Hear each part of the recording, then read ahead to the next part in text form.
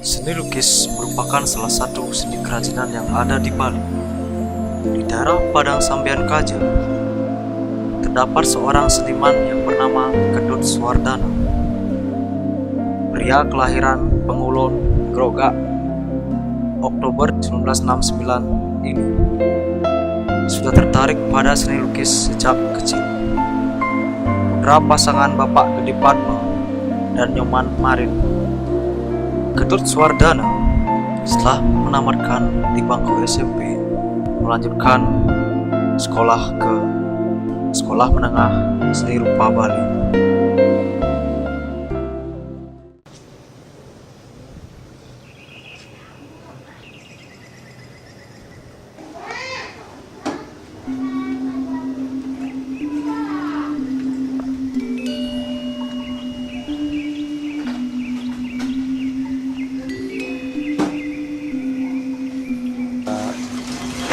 Nama saya Ketut Swardana, kelahiran 9 Oktober 68, Pengulon, Grogak, Buleleng. Nama orang tua saya, bapak saya namanya Gede Padma, profesinya sebagai pedagang. Kemudian ibu saya namanya Nyoman Manik, sebagai ibu rumah tangga.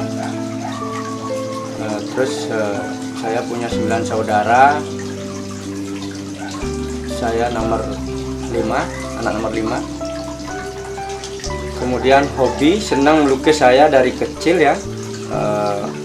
Dari belum sekolah sudah senang sekali dengan yang namanya seni lukis.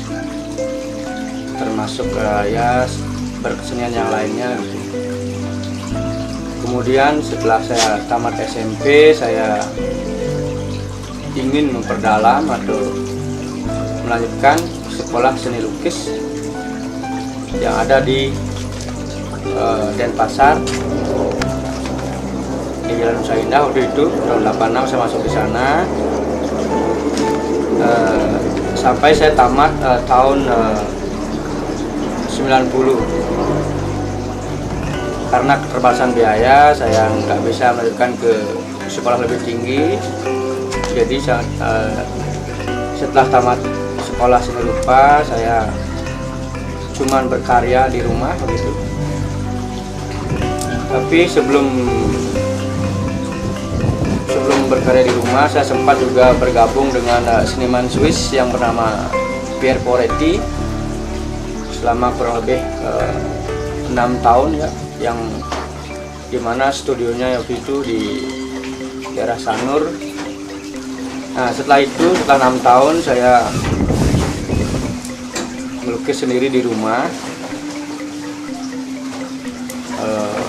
dimana karya-karya saya itu di samping saya koleksi sendiri, saya juga exhibition ya, pameran-pameran baik dalam maupun luar negeri. Ya saya pikir dalam berkarya ya, dalam melukis saya pikir ya otomatis itu masalah aturan pasti ada, baik dari sisi perspektif objek itu sendiri, kemudian perpaduan warna dari muda ke lebih terang lagi, dari muda ke gelap, maksudnya dari balance ya, keseimbangan, kemudian dari komposisi juga saya bilang tadi itu. Lukisan yang pertama kali saya bikin di atas kanvas yaitu ya karena saya suka dengan alam ya, saya melukis alam seperti pemandangan sawah begitu yang alami.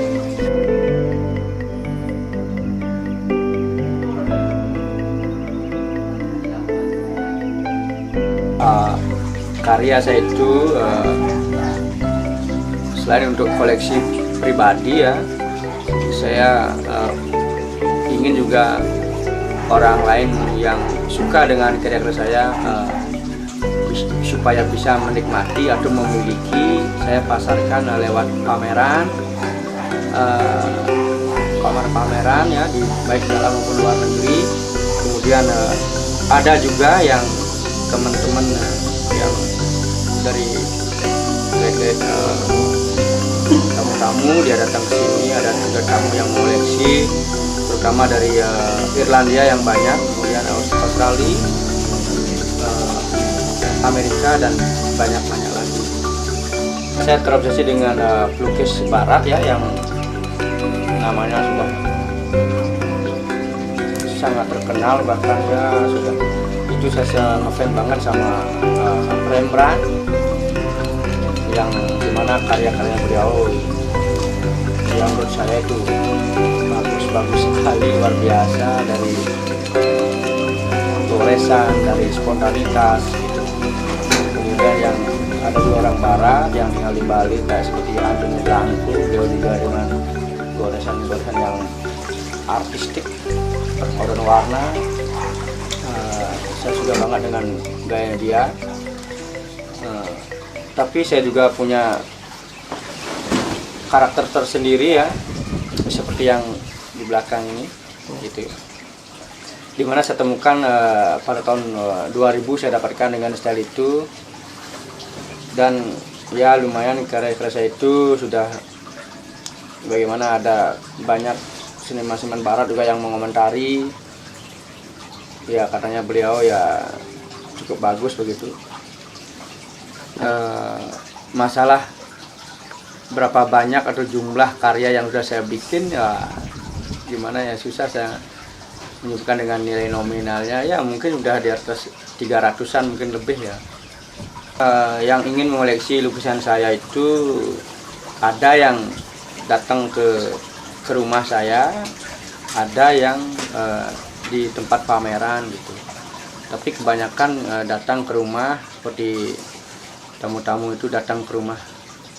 Masalah karya saya atau style saya sendiri ini, masalah masukan ada, saya pikir ada, dan bahkan beberapa dari seniman kita sendiri di Bali ataupun seniman yang di luar juga ada. Yang di Bali ya seperti teman saya sendiri, seperti Nyoman Sukari ya, kemudian dari Wiredane banyak ke teman-teman dari Sanggar Dewata, kemudian dari luar ada juga dari pengamat seni yang dari Sydney ya, dari Australia, dia ngasih beberapa masukan baik dari warna dan bentuk dan sebagainya. Ada juga dari Irlandia namanya Mr. Douglas. Di sana dia sempat datang ke sini, dia pengamat seni, dia memberikan banyak masukan terhadap karya-karya saya itu sendiri. Masalah perbedaan karya saya dengan karya-karya pelukis lainnya, saya pikir dari penyederhanaan anatomi ya. Kalau karya saya itu lebih banyak saya minimaliskan dari anatomi, dari figur-figur itu sendiri. Kemudian warna saya perkaya dengan perpaduan yang lebih cerah gitu, supaya mengekspresikan suasana yang happy, yang gembira gitu.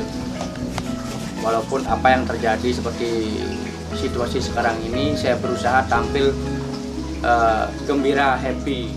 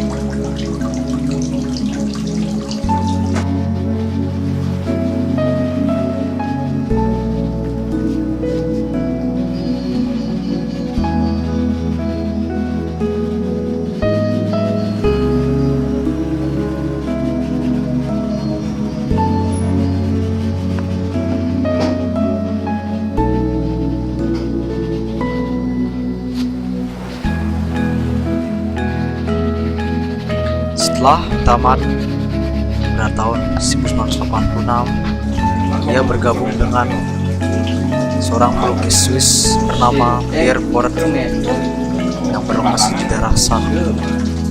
Dari sana beliau belajar tentang lukis postmodern yang akhirnya menjadi aliran beliau saat ini. Dari sana beliau mendapat pengalaman serta melakukan eksibisi di beberapa tempat bersama Pierre Porty. Di sana beliau bertemu dengan beberapa seniman-seniman lukis dan akhirnya bergabung dengan Sanggar Dewata, sampai akhirnya beliau memberanikan diri untuk membuka fine art studio di rumahnya sendiri di Jalan Gosari, Perumahan Dukusari, Jalan Gang Lingga nomor 1B, Padang Sambian Kaja.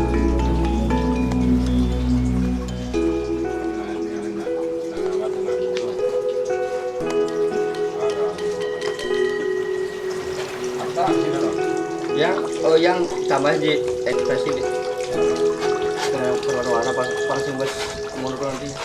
Ya. Ada tambah. Ada mana yang lain kan?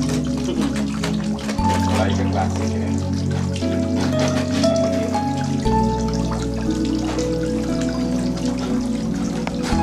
Mahal kan ada.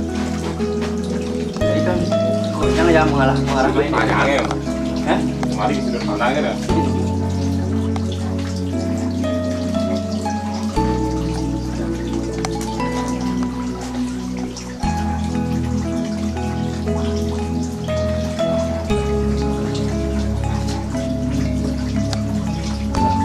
Pelajaran yang menjam. Apa dari dua?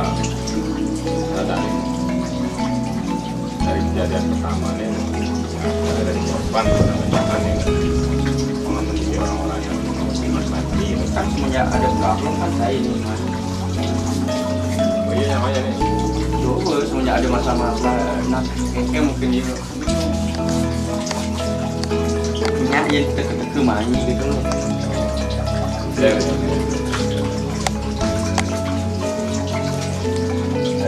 Semangat itu kan gara-gara apa? Jadi malah gara-gara mana nuanya?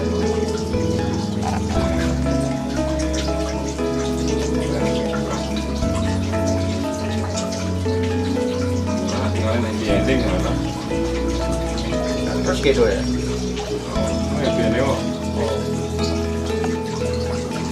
Anaknya kan itu masalah mengajak atau bagaimana masalah generasi berikutnya ke seni lukis ya. Ya saya selalu mendukung ya, bahkan ya mendukung, memberikan motivasi kepada teman-teman, kepada adik-adik generasi penerus yang memiliki hobi di bidang seni, khususnya seni lukis. Saya ajak dia, saya kasih support, kasih semangat supaya terus berkarya, mencari ide-ide yang baru, gitu, style-style yang baru biar bisa tampil beda. Gitu. Saya punya kesimpulan begini ya, tanpa rasa seni, ya hidup kita akan kering, hampa dan tak bermakna. Gitu. Maka dari itu, dari sana, dari kata-kata itu, saya ingin untuk seluruh lapisan masyarakat, gitu, ya. Karena apapun di dunia ini tanpa sentuhan seni, saya pikir hampa, tidak berarti, gitu, kering.